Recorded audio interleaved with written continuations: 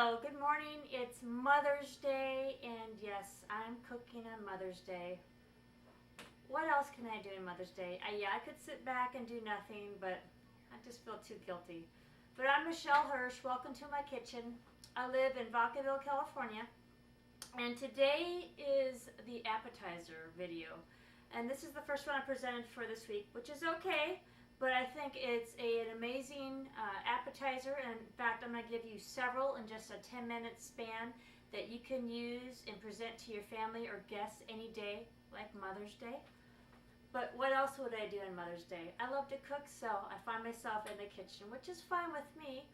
But today I'm going to show you using salmon or chicken or tuna, beef, really anything that you would like to use to make an appetizer with. And it's really easy. And ladies, if you're in fear of cooking in the kitchen, it's really easy that you can do this in your home. If you've never cooked before, you can do this. And show your children how to cook too. It makes a difference in their life. Even if you are learning together to cook together for the first time, you and your children, that's fine. You have to start somewhere. And just learning the basics of how to cook is all you need to know. And even if you don't know that, watching simple videos like this will help you. So let me get started. So I went to the market and I went and bought a little salmon fillet. Now you can get these frozen if you can't find them fresh. This one has the skin on. That's no problem. I'm going to show you how to take the skin off. And it's just a matter of having a very sharp knife. Now preferably the thinner you can have your knife, the better when cutting a fillet like this. You want to start at one end or the other. I'm right-handed, so I tend to start at the narrow part of the fillet. Now you can ask your butcher. Some butchers will take the skin off for you. But what you want to do is start at one end and having your knife at a slight angle downward. Slightly start cutting into the meat. Now sometimes you can get lucky when you start cutting. If you grab the meat after you start cutting it, slowly see if you can peel it away from the skin. And I actually am fortunate enough I can actually peel it away. If you start to find that you're mutilating the steak, no problem. There's another way of doing this too. But I'm actually getting lucky here. I'm peeling it away. So you can see the skin and the meat are separating. Keep doing that. And yes, you're going to get your fingers dirty. It's coming off wonderfully. Now I had already cut down the middle of this, so normally it won't separate, but I had cut down the middle on purpose. These other fillets, this one for example, see how it has a little gray? That's okay. It's just coloration. I'm going to take that fillet and cut it as thin as I can, little tiny segments. And that's where that little fillet knife will come in handy. Now it doesn't have to be perfect, just a little tiny sliver, something like that. And do that as many times as you can. If you've ever seen those little tiny grape tomatoes, they're very small. They're about the size of your thumb, if not smaller. Not the cherry tomatoes, but grape tomatoes. They're very small.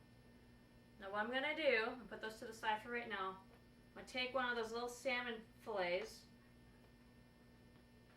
and I'm going to roll it up, making sure I have a space. Now that little tomato will kind of like be your guide, but put the tomato right in the middle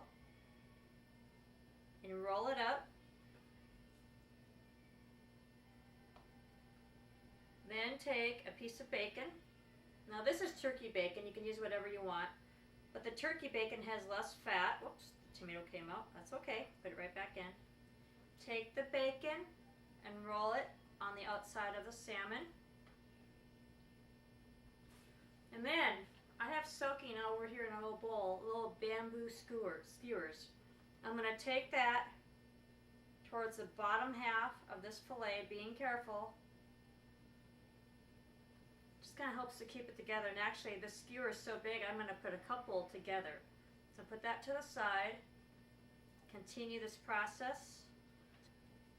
Now what I'm going to do with this, of course my recipe calls for Philadelphia cream cheese, but I'm using the flavored cream cheese.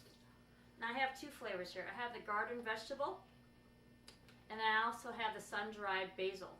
And what I've done with these, I've let these come to room temperature of taking some of it, not all of it, and put it in a little pastry bag with the little filling in.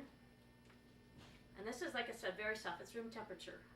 But I'm going to take this and fill in a little bit at the top of each of these little salmon fillets. That's it. And at the other end, because as this heats up, the cream cheese may melt. I'm taking a little bit of pizza dough, just a little bit. I'm going to put that at the other end. And you can put this in your oven if you want to.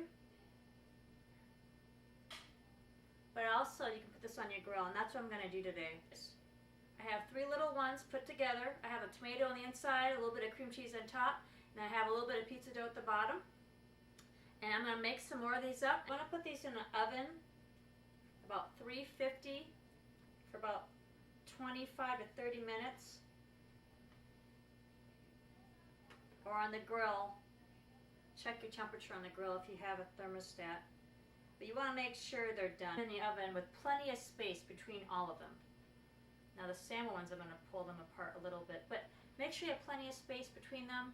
And then once they come out, we will garnish these with little things and have them right away for a little appetizer for Mother's Day. I hope this was easy for you to do. And by the way, here's a little flank steak that I had the butcher cut up to thin pieces. So you can also take any variety of meat. You can do the same thing for chicken. Yum, yum. So a little salt and pepper on these. Just a little.